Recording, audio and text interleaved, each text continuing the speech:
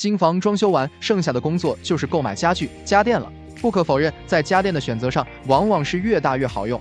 比如大尺寸电视、大容量冰箱、大套数的洗碗机等等。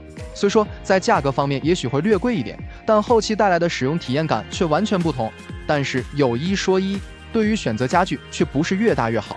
比如本期分享的这5种家具，建议你买小一号的，反而会更实用。1. 卧室床。大床任我滚，睡着自然舒适。但我劝你，对于卧室床，切勿盲目贪大。要知道，现如今的户型设计基本上都是厅大卧室小，甚至有些160平方米的大户型，客卧、次卧的面积也仅仅在15平方米左右。如果咱们一上来就选择个1.8米或2米以上的大床，那么后期的衣柜、书桌、床头柜就很难布局，即使勉强摆放下，过道也会变得很拥挤，房子住着也会很憋屈。网友兔兔语：太尴尬了，次卧床买大了怎么办？放下床之后，次卧满满当当的，现在衣柜门都打不开了，电脑桌更是放不下，人也不好走。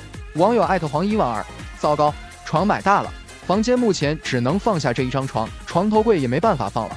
没办法，为了方便走路，只能干脆靠墙，起码衣柜这侧能留宽一点。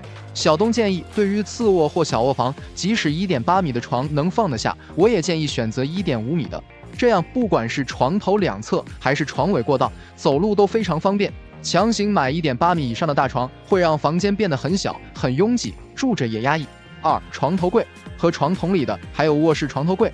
过去装修，床头柜几乎是卧室的标配，床头两侧左右各放置一个，但其实床头柜的作用很单一，无非是为了装饰和收纳小物件，即使不摆放或是只摆放一个，也并不会影响日后的生活。但如果买大了或者强行摆放2个，就会导致出现和衣柜柜门打架打不开的情况。网友导弹菠萝：天啊，柜门被床头柜挡住了，怎么办？量尺的时候失误了，没注意床头柜的边框还长了一丢丢，结果柜门打不开了。小东建议，对于卧室小的家庭，如果有床头柜的需求，建议用小推车或方便移动的小边机代替，既满足功能，又可以解决与衣柜门冲突的问题。3. 沙发。客厅是一个家的脸面，所以总有一波人会盲目的认为沙发要足够大，才让家里显得够气派。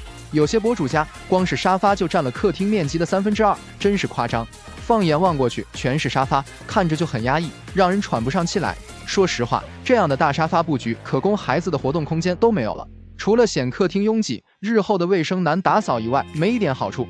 网友潇潇雨洁：我家沙发买大了，就这样勉强用了几个月，现在越看越觉得累赘。这几天狠心把单独一个舍弃了，空间感立马就有了。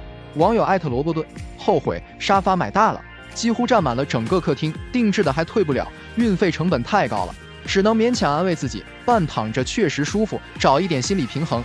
小东建议，对于沙发的选择，尺寸上尽量不要超过客厅面积的1/3，长度建议取背景墙的2/3左右，或者减去1至1.2米最佳。两侧预留一些空间，不仅活动方便，还可以用来摆放落地灯、绿植作为装饰，来提升客厅的颜值。4. 客厅茶几。除非你在家里经常待客，或者平时好喝茶，对茶几有执念，否则客厅茶几要么干脆不买，要买也要买小一号的。客厅摆放个大茶几，就给你个堆放杂物的理由，什么零食、饮料、喝水杯、玩具、杂志、小剪刀，各种杂物都随意的丢在上面，除了占用空间，显家里乱，没任何好处。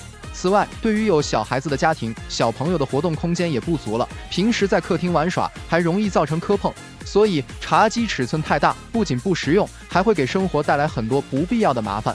网友搬砖头的女汉子：听劝，茶几千万别买大的，看看我家情况就知道了，为什么总是这么乱，每次收拾完保持不了2天。网友阿林记：家里有了娃之后，客厅就变成了他的活动场所，越来越觉得以前买的大茶几好鸡肋，上面全是小孩的玩具、书本，每天都是乱糟糟的，实在受不了了，准备断舍离，直接丢掉了。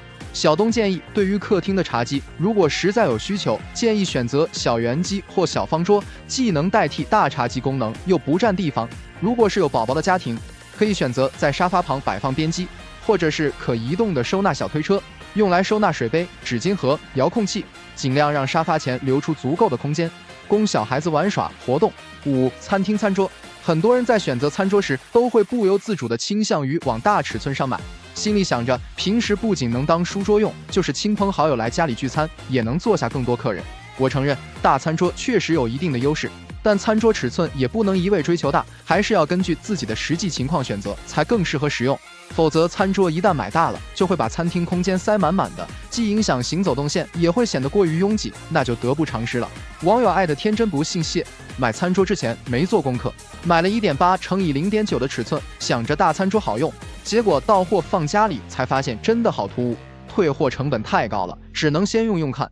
网友艾特冰镇柠檬丸，姐妹们，买餐桌千万别贪大。比如我家客餐厅面积比较小，本来放个1.4米的餐桌正适合，结果我嫌小，非要换个1.6米的，结果靠墙走路时还得侧身才能经过，退也不现实，只能将就用，太憋屈了。小东建议，如果餐厅大，家庭人口多，建议选择圆形餐桌更适合。对于方形餐桌，如果是3口之家，其实选择1.4米的足够用了。但是不管选择哪种餐桌，都要记得给餐椅预留60公分的活动距离。当然，如果餐桌两侧还需要过人的话，至少还要再加20至30公分，这样空间才更舒适。总之，对于以上5种家具，真不是越大越好。一句话总结：选择合适自己的更重要。